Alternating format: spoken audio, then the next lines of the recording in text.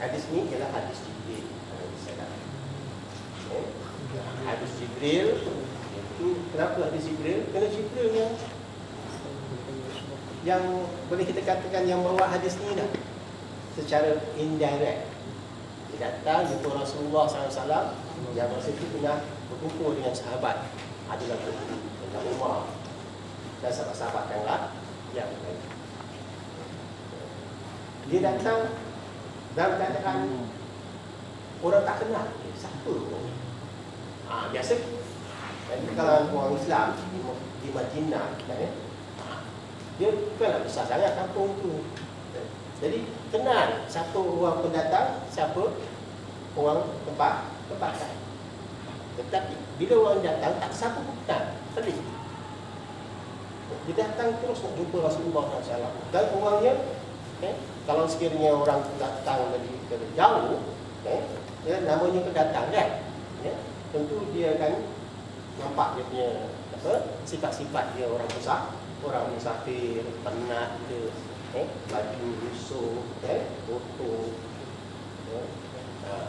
kemudian berpeluh, kan, nampaklah tu ciri-ciri seorang yang baru sampai dari musafir.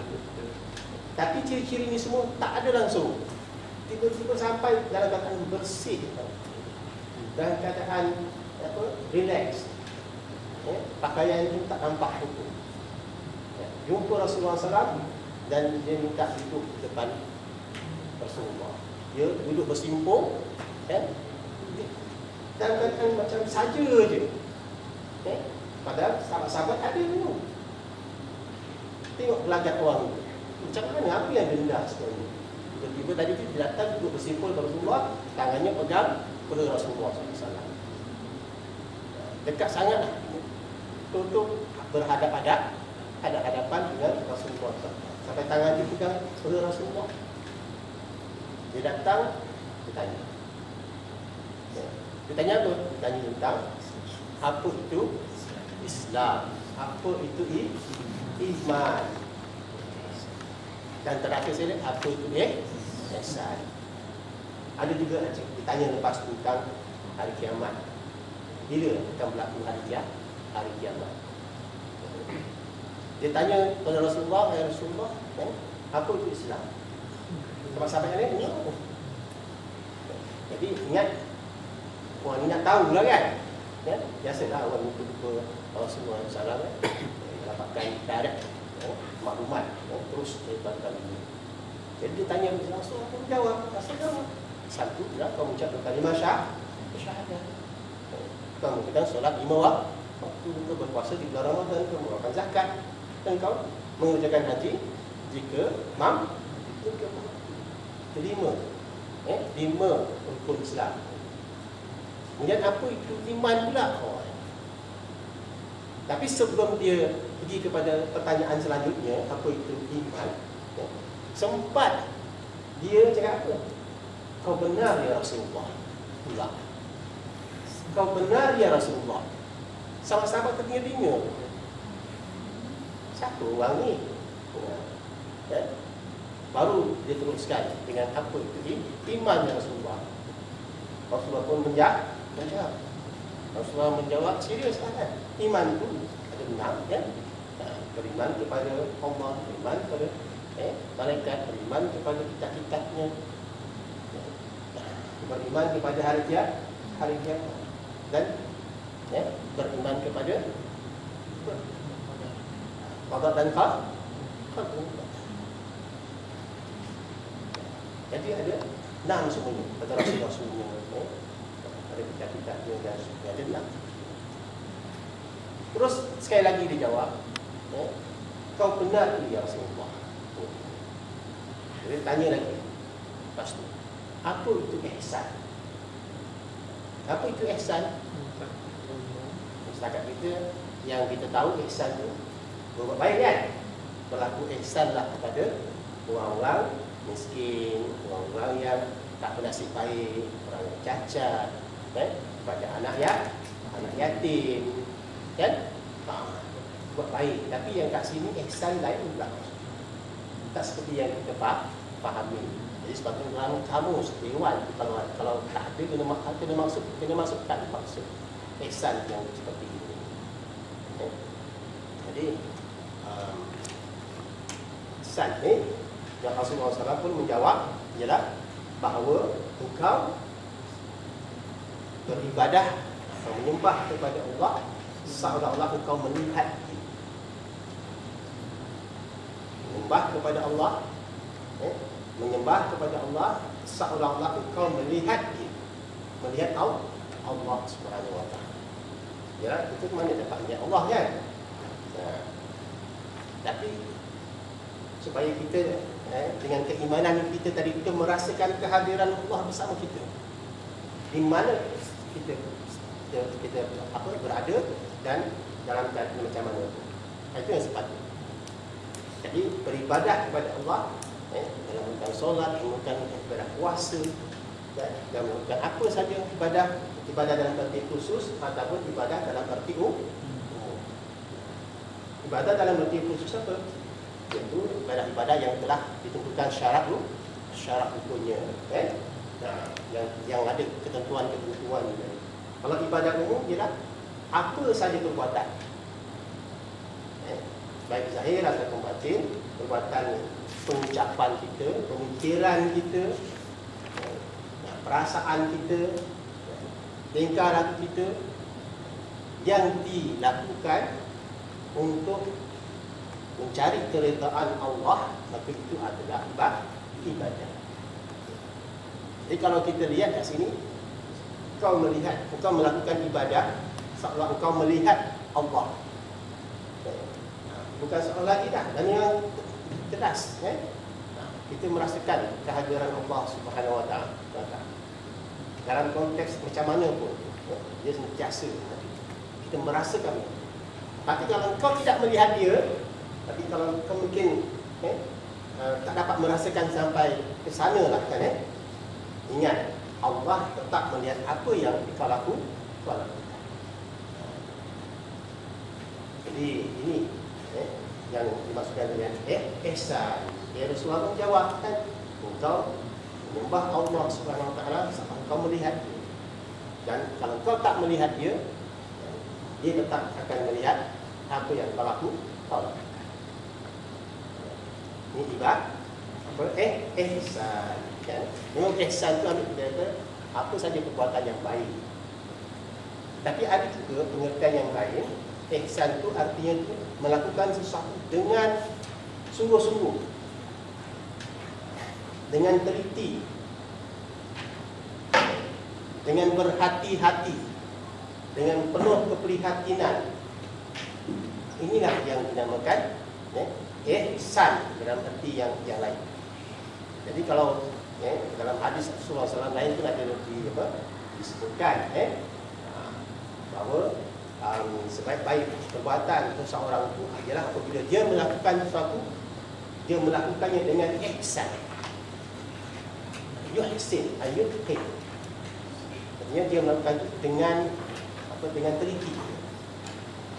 Ialah kalau kita rasakan kehadiran Allah SWT, tentu kita akan sentiasa berjaga-jaga untuk melakukan perbuatan tersebut. Projek yang kita buat, kita rasakan betul Allah melihat projek yang kita lakukan, yang kita rancang, apa saja, dan kita rasakan kehadiran Allah. Dan dah tentu bila sampai waktu solat, kita pun melakukan solat. Projek macam mana sekalipun, dan projek tersebut dilakukan dengan sebaik-baiknya, tak meninggalkan kewajipan-kewajipan agama yang disuruh oleh Allah Subhanahu Wa Taala. Di sana baru kita mendapatkan keredaan. Dengan kalau menutup aurat, tidak melibatkan perkara-perkara yang mendatangkan dosa, yang membawa kepada maksiat, yang menjauhi semua perkara-perkara yang bertentangan dengan syarak. Nah, itu baru kita dapat dikatakan perbuatan itu adalah perbuatan yang tergolong ihsan. Jadi bukan setakat iman, bukan setakat Islam, tapi juga mesti ada satu lagi, itu apa? Ihsan. Keimanan kita pun kat sana mesti ada ihsan. Bila kita beriman kepada malaikat, kita cakap beriman kepada malaikat, cakap mulut je, tapi tidak dengan ihsan, tidak merasakan kehadiran Allah apa yang diucapkan tadi itu. Takat di bibir saja, tak bersama-sama dengan hati kita yang sebenar. Ini sebab ada kan pendapat kan tentang iman itu yang sebenarnya iman itu katanya setakat tasdik di hati sahaja. Ada yang mengatakan iman itu bukannya tasdik, tapi bersama-sama dengan amalan. Bukan setakat membenarkan, tapi bersama-sama dengan apa? Bukti amalan dan perbuatan kita yang menunjukkan tentang keimanan dia kepada kita. Jadi ada yang tambah lagi, keimanan itu cukup yang mengatakan keimanan cukup ucapan lisan dengan tasdik hati, tanpa dengan perbuatan. Perbuatan tu nanti kalau kita masukkan, nanti kalau kita tak buat, habis iman. Okay. Tapi ada ulama yang meletakkan ketiga-tiga mesti ada. Keimanan tadi itu di hati, di lisan, ucapan, dan juga di perbuatan. Ketiga-tiga mesti ada. Ulama yang mengatakan cukup dengan apa, dua sahaja, iaitu dengan kebenaran di hati dan pengucapan di lisan. Sebenarnya dia masih menerima tentang perbuatan tadi itu, tapi dia tak masukkan dalam definisi iman. Takut kalau sekiranya kena tak semua yang kita ucapkan, tak semua yang kita benarkan di hati dapat kita buktikan dengan pelaksanaan. Yang kita boleh buat apa? Bayar, puasa, kan? Zakat, kadang-kadang ada orang buat nanti tidak, kan? Dia banyak duit tapi kita nak keluarkan zakat, atau susah sangat. Ini nampak keimanan tak kan? Haji pun fikir-fikir juga. Yang tidak dah apa, aku dah tua nanti 60 tahun ke 70 tahun ke baru aku pergi haji. Padahal kemampuan ada, kan? Pergi ke London, pergi ke Jepun, pergi ke China, dan tadi pergi Mekah tangguh-tangguh. Itu ada setengah ulama dia khawatir seimbang, kan? Dia tak masukkan apa perbuatan dalam keimanan. Kalau dimasukkan dalam perbuatan dan iman nanti, ayat. Ada setengah ulama yang lain pula, dia strict, mesti ada semuanya, semua mesti dibuat dengan sempurna. Pengucapan syahadahnya, lisannya, kemudian setelah itu dia kena benarkan, kena secara jujur di hatinya. Tidak tidak kata lain, di hati kata lain. Jujur. Dan lepas tu kena buktikan pula dengan amal perbuatan. Kita cakap kita beriman, kita dah mengucap kalimah syahadah, dan membenarkan semua rukun iman dan rukun Islam. Tiba-tiba kita pakaian tak tutup aurat. Macam mana?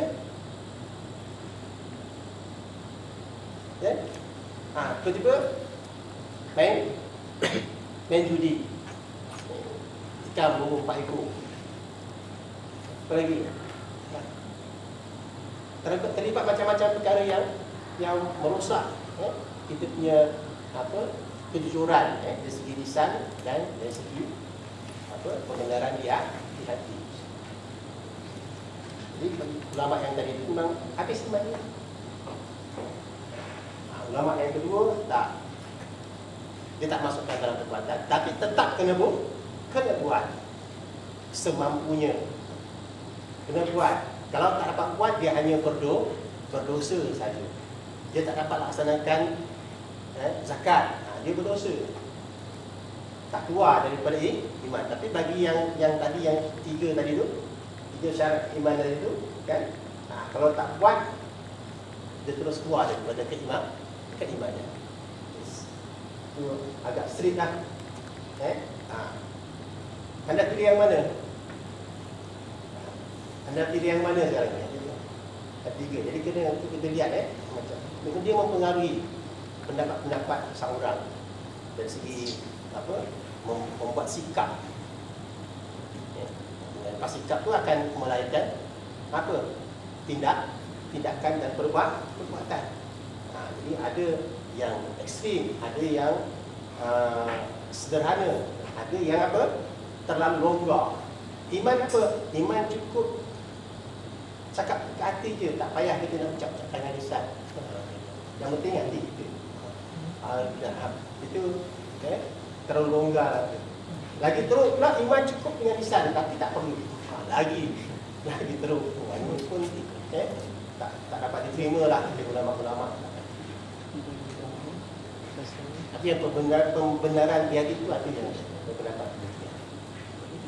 Kita biasa kita ni kita ambil yang tengah-tengah, yang kalau kita tak lakukan, kita hanya berdoa. Tapi tetap masih memperakui tentang kewajipan tersebut. Dia merasakan dia berdosa. Kalau sekiranya tak merasakan dia berdosa, itu dah tak betul juga. Kenapa kau pergi berzina? Zina ada apa-apa, tak kena tangkap pun. Jadi tak berdosa, dia tak rasa dosa. Kalau macam itulah memang tak betul, tak diterima oleh ulama. Kalau itu boleh menjejas keimanan. Orang yang solat sengaja meninggalkan solat, kalau sengaja kerana malas, ulama tidaklah mengatakan dia itu keluar daripada Islam. Tapi kalau sengaja kerana apa? Kerana menganggap solat tak wajib, ini memang keluar daripada Islam. Kita kena perhalusi ini. Ini hadisnya, kita tengok sama-sama.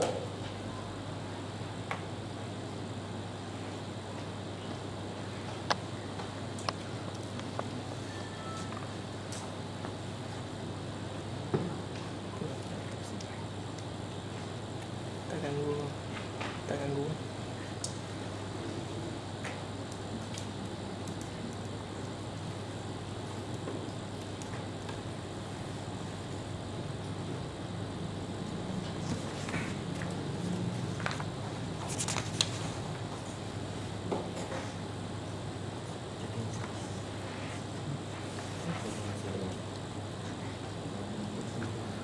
Tadi saya baca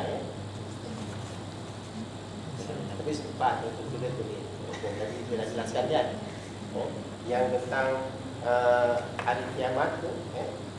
Jadi hadis tadi itu menjelaskan tentang tanda-tanda hari kiamat. Jadi yang datang sebenarnya jumpa Rasulullah dan siapa? Malaikat Jibril. Rasulullah SAW lepas orang tadi selesai apa yang dia tanya-tanya, dia pun pergi. Sahabat-sahabat semua tercengang. Siapa? Rasulullah. Rasulullah pun menjawab, dia adalah malaikat Jibril.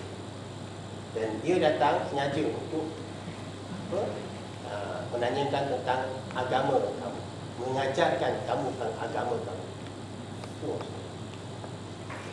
Jadi apa-apa yang ditanyakan tadi itu tentang iman, tentang Islam dan tentang ihsan, semua itu dinamakan oleh Rasulullah SAW sebagai agama. Itu makanya banyak para ulama mengkategorikan hadis Jibril ini hadis yang penting, dia merupakan asas bagi ajaran agama Islam. Itu iman, Islam dan ihsan. Kita akan kupas nanti satu-satu. Dan macam mana benda itu kita kaitkan dengan amalan sehari-hari dan aktiviti-aktiviti kita. Kalau nanti ke mana pun saya berada, dalam pekerjaan yang diceburi, aktiviti apa pun, kaitkan dengan 3 aspek. Aspek iman. Iman itu maksudnya apa? Akidah. Kemudian aspek Islam. Islam sini dalam maksud khusus. Ada Islam dalam maksud umum. Islam inna dina 'inda Allahil Islam. Islam dalam makna yang umum. Tapi yang di sini dalam hadis Jibril itu Islam dalam makna yang khusus. Nah, yang mengandungi rukun-rukun Islam. Di sini kita kategorikan atau kita istilahkan sebagai syari. Yang pertama tadi akidah. Yang kedua syariah.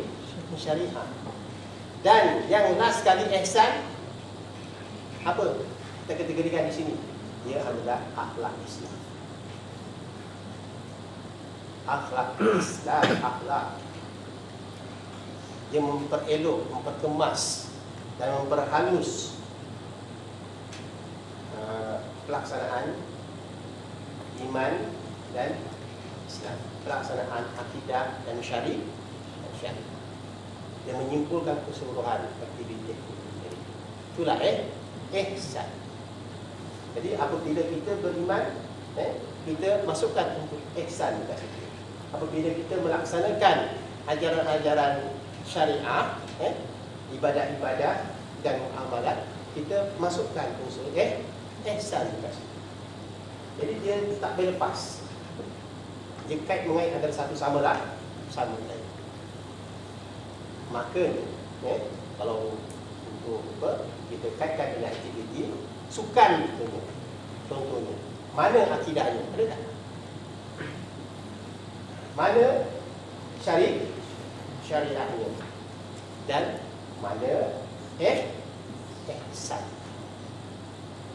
Iaitu bila kita melaksanakan sukan, kita merasakan Allah melihat apa yang kita lakukan. Kalau kita tak melihat, Allah pasti akan melihat. Itu aktiviti sukan. Macam mana kita nak pastikan apa yang kita lakukan dalam sukan tadi itu yang diridai oleh Allah Subhanahu Wa Taala, mengikut syariah sesuai dengan akidah dan dilakukan dengan ihsan, baru kita akan dapat keridaan Allah Subhanahu Wa Taala. Jadi apa saja aktiviti dunia, ekonomi pun macam tu juga. Mana akidah, mana syariah dan mana ihsan. Itu ekonomi. Dalam jual beli contohnya kan. Ada tak akidahnya kat situ? Ada tak syariahnya kat situ? Dan ada tak ihsannya kat situ?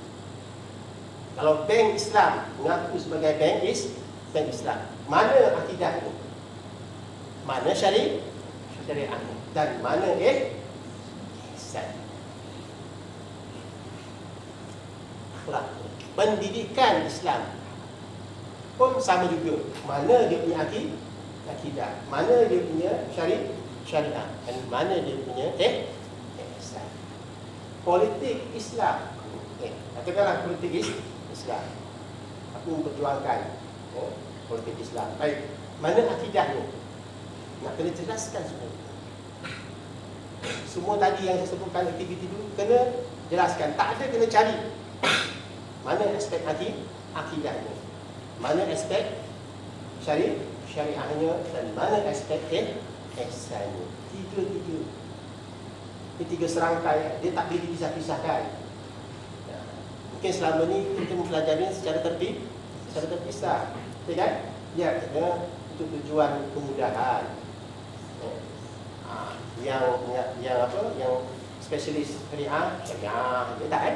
Yang spesialis apa, akidah aja kan? Yang spesialis akhlak Islam gitu. Ada yang cuba masukkan tasawuf di situ. Tapi saya tak berani. Tasawuf katanya masuk dalam ihsan tadi. Jangan dulu. Tahulah tasawuf tu ada bahagiannya boleh dimasukkan, tapi jangan nak di labelkan sama dengan maksud ihsan. Ihsan dah ada dia punya apa, definisi yang dijelaskan oleh Rasulullah SAW. Kecuali tasawuf yang sama pelaksanaannya dengan definisi ihsan tadi, itu boleh kita masukkan. Boleh kita masukkan.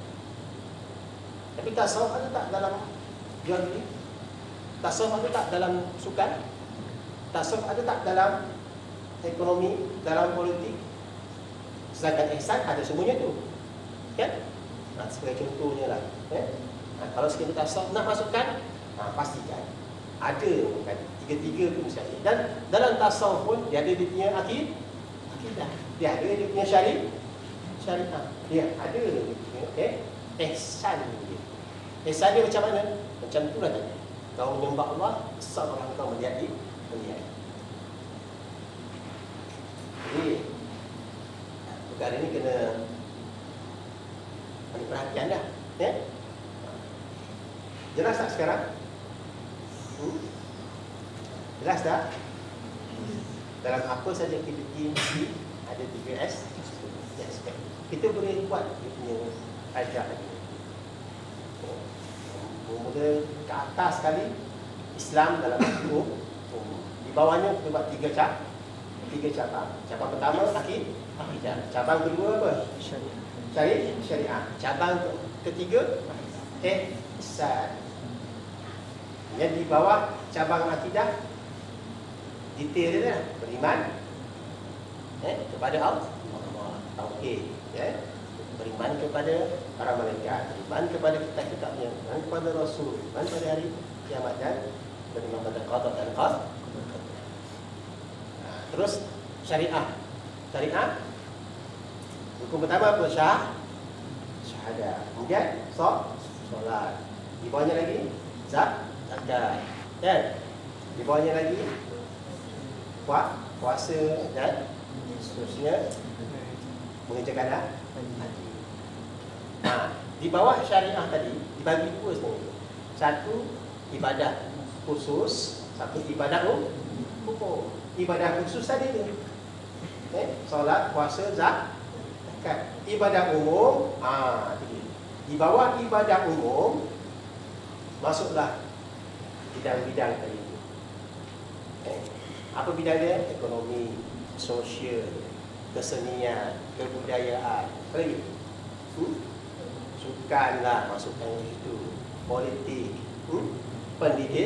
pendidikan. Ikut konteks sekarang ni lah. Jadi supaya kita tak kehilangan punca, tidak seperti layang-layang putus tadi.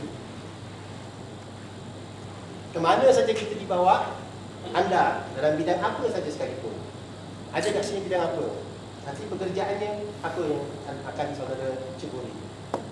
Pastikan mesti ada tiga-tiga ni, baru dinamakan Islam. Kalau ukur, kalau seni bina, apa dia pun ada. Tiga ciri semua. Mana akidahnya, mana syariahnya, dan mana ihsan. Apa lagi yang lain? Bidang kejuruteraan. Mesti ada tiga-tiga. Tidak bertentangan dengan syariah, tidak bertentangan dengan akidah, tidak bertentangan dengan ihsan, akhlak Islam. Kadang-kadang kalau sekiranya dia melibatkan pekerjaan khurafat, tahu kan? Pekerjaan khurafat, benda yang pelik lah kan, cari kepada jin, bohong dan sebagainya, ada tak? Kalau ada program yang masukkan aktiviti perapat tadi itu, itu dah bertentangan dengan apa akidah. Kalau sumber keuangan projek tersebut dasar kepada duit haram punya, kan? Tak jelas dari mana sumber keuangannya. Projek itu dah bertentangan dengan syariah. Sebagai contoh, kita kena ingat apa-apa je kan. Kemudian projek tersebut bertentangan dari segi ihsan, dari segi akhlak, etika Islam. Dia sudah tidak ihsan dan tidak. Hubungannya dengan Allah habis, hancur. Hubungannya dengan manusia penuh dengan hasad dengki, penuh dengan apa? Pemaaf, fitnah, penuh dengan permusuhan. Ini semua dah bertentangan dengan ihsan. Jadi kita kena bagi-bagi dah. Ada tak tiga aspek tadi? Baik. Yang hadis tadi tak keluar lagi tak keluar belum? Keluar lagi.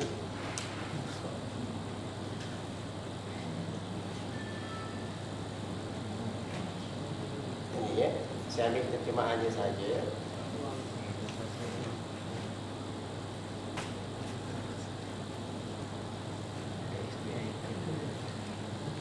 Hadis Jibril, silakan. Apa tadi? Terangkan.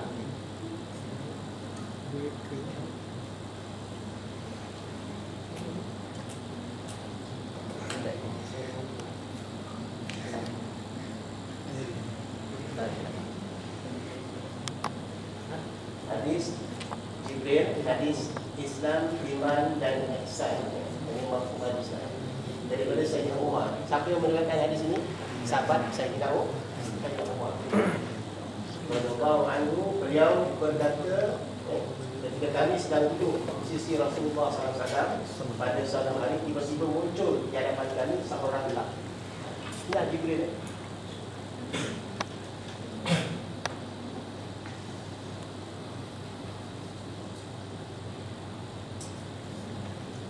Yang memakai pakaian yang sangat putih, berambut hitam, berambut yang sangat hitam, yang tidak nampak pada dirinya kesan-kesan tanda musafir, dan tak ada seorang pun yang kenal dengan dia. Lalu dia duduk menghampiri Rasulullah SAW, lalu disandarkan kedua-dua lututnya ke lutut baginda, bersimpul, terbang macam itu. Disandarkan dan kena tak? Kena kena dengan lutut Rasulullah SAW, dan meletakkan dua tapak tangannya atas dua peha Rasulullah SAW. Saya berkata, wahai Muhammad, terangkanlah kepadaku tentang Islam. Rasulullah pun bersabda, Islam itu bahawa engkau naik saksi bahawa tiada Tuhan melainkan Allah, dan seterusnya lah. Lalu lelaki tersebut berkata, benarlah engkau ya Rasulullah. Maka kami pun merasa heran kepadanya. Dia yang bertanya, dia pula yang membenarkan. Kemudian dia bertanya lagi, terangkan kepadaku tentang iman. Baginda bersabda, iman itu ialah bahawa engkau percaya kepada Allah, para malaikatnya, rukun iman yang 6. Dan lelaki itu berkata sekali lagi, benarlah engkau. Dia berkata lagi, terangkanlah kepadaku tentang ihsan. Jadi Rasulullah pun menjawab, ihsan itu ialah bahawa engkau menyembah Allah seolah-olah engkau melihat. Sekiranya engkau tidak dapat melihatnya, maka sesungguhnya dia melihat kamu. Kemudian lelaki itu bertanya lagi, terangkan kepadaku tentang kiamat. Baginda bersabda, orang yang bertanya tentang kiamat tidaklah lebih mengetahui daripada orang yang bertanya. Sekarang sudah tahu dah, yang datang sebenarnya adalah malaikat di. Lelaki itu pun berkata, kemudian terangkanlah kepadaku tentang tanda-tandanya. Baginda pun bersabda, antara tanda-tandanya ialah apabila seorang hamba perempuan melahirkan tuannya. Dan apabila engkau melihat orang-orang miskin yang berkaki ayam dan tidak berpakaian, bukan berarti lanjang mungkin, tidak. Berpakaian saja, pakaiannya kuranglah, tak sempurna. Tidak berpakaian dan papa kedana yang hanya menjadi pengembala kambing, berlumba-lumba membina bangunan yang tinggi-tinggi. Bangunan yang tinggi-tinggi, bangunan. Itulah tanda-tanda hari kiamat. Sekarang banyak tak bangunan yang tinggi-tinggi? Pengembala kambing mesti orang Arab kan? Berlumba-lumba kat negeri Arab ni. Yang kat Dubai, pengembala lembu, pin kondominium. Dekat Riyadh, Saudi Arabia. Tahu isu. Dekat Mekah pun bangunan, Tahu isu. Felok. ada bangunan yang tinggi sekali. Dia menghadap Kaabah. Bangunan apa nama? Malaysia kan? Hanya orang balik haji. Tak ada yang orang tu dia balik haji. Yang isu menteri Bangunan tinggi sekali sehingga pertanian kalau kita pergi yang dia ambil 200 juta untuk Mekah, benda nak tengok Kaabah, lembu. Dan kita cuma nampak dengan bangunan duit tu itu. dia beli kondominium. Kaabah dah tak nampak sangat dah. Kita tak macam dulu lah. Tadi kan audit Kita boleh nampak negara. nampak bangunan yang tinggi. Tak apa tujuan. Tu Ada Malaysia. Saudi buat benda tu. Mungkin dia nak monitor tu. Dia buat tinggi-tinggi je nak monitor. Jamaah haji yang tawaf, yang sembahyang, dia nampak lah. Kemudian yang hamba perempuan melahirkan tuannya macam mana tu pula? Tanda-tanda kiamat kan? Tadi orang yang miskin berlumba-lumba membangun bangunan yang tinggi kan?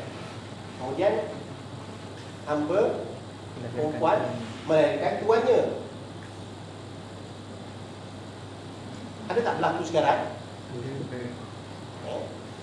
Ini dia banyak punya pandangan-pandangan ulama lah. Tapi yang nampak lebih sesuai ialah pandangan ulama yang mengatakan bahawa keadaan dah terbalik.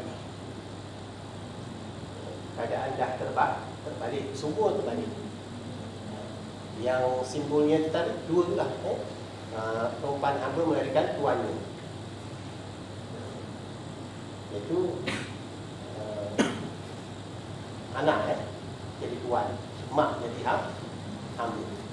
Ini mungkin dah mula kita nampak lah kan, setengah-setengah perangai. Orang Melayu kita pun ada juga benda ni kan. Dirupakan mak dia. Masa kecil dia mak dia jaga. Mak dia uruskan makan minumnya, pakaian dia. Ingat dia dah besar, mak dia nak rehat ke tak? Betul? Dah tahu dah besar, mak dia pula kena jaga cucu. Dan lepas tu jaga cicit. Ada yang nak sampai cicit tu kan?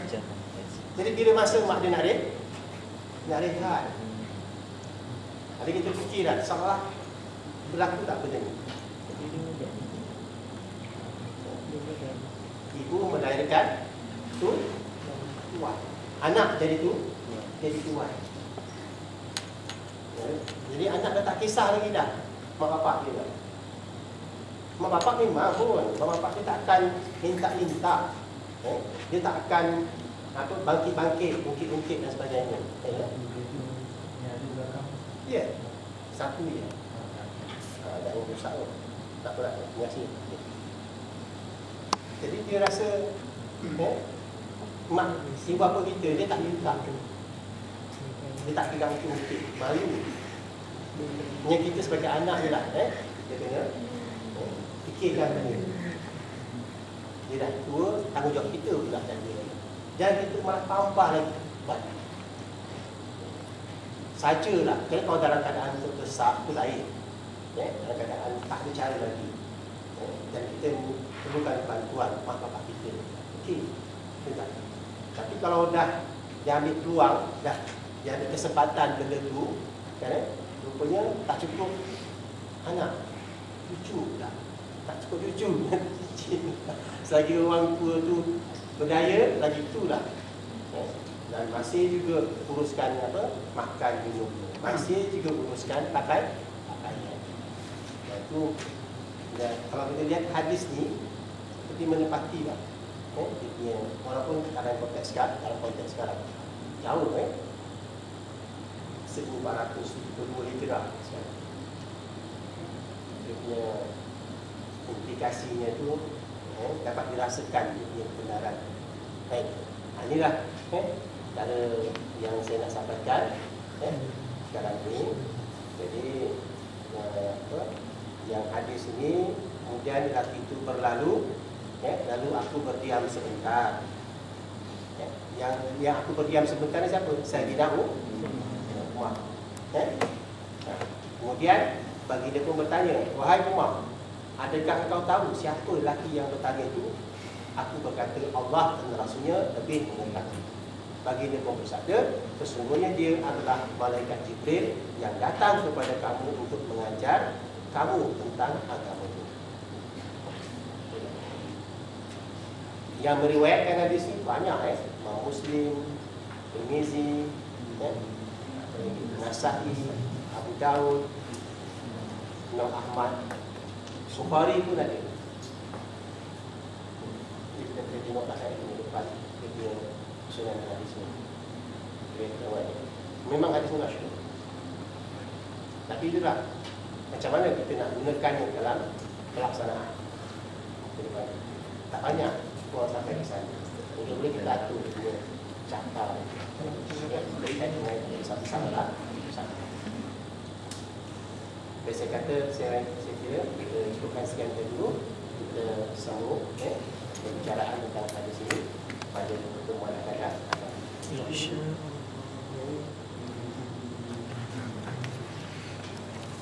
Satu aja, sorry jelas. Okey. Mana mungkin? Alhamdulillah.